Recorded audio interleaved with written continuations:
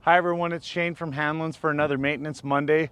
Today we're going to go over some quick start settings for when you're using your 5400 or 5300 Draper header cutting silage.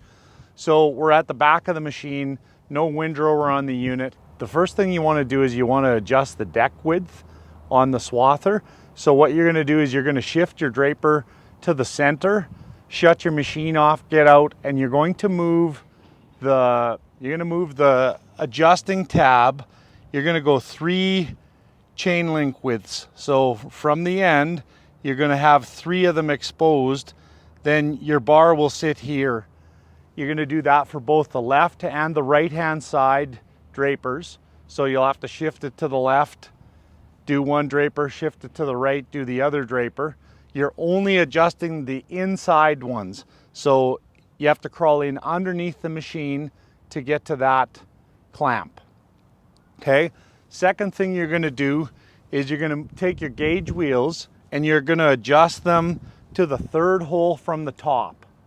So put them 3rd hole from the top, roll your tilt all the way back on your header, then set it down on the ground and cut a little bit to see if you have the correct cut height. If it's correct, then you have the ability to roll that header in if you have crop down, and you automatically just roll it back to get your correct cut height. Next thing that you're going to do is you're going to make sure that your canvas tension is correct. On these newer headers, there's a gauge. You're going to want to have the gauge at the higher end of the tension setting on those Drapers. As you can see on this header as well, there's actually a second hydraulic motor. That is an option now on a 5400. So if you run into issues with your Drapers stalling at times from heavy wet silage material, you can purchase that extra kit. It gives you some hoses and another motor for each end, and you basically just put that kit on there and you have double the power pulling and pushing on your Drapers. Last thing you want to do is we're going to move around to the front of the machine and we're going to adjust the reel. So the first thing we're going to do there is we're going to make sure that the reel teeth are coming down and just barely clearing the cutter bar. This just allows everything to get swept clear. A lot of times from new, there's about 1 inch or 1.5 inches worth of gap, and you want to bring that down to where it's next to nothing. So like 1/4 to 3/8 of an inch. And we'll walk around and I'll show you that adjustment. Okay, so we're around to the front, and what I want you to notice is the gap there between the teeth and the cutter bar.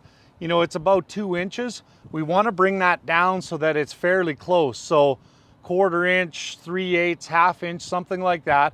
And what you're gonna do is you're gonna go in on the cylinder back here.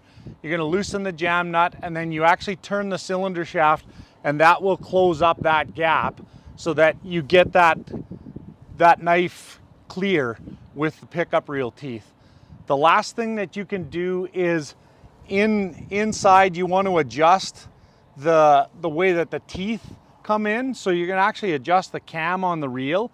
There's 3 bolts that you loosen up, and then you put a piece of pipe on there, and then when you pull it, you can actually get those reel teeth to move back towards the back of the header, and that's what you want. You want those teeth.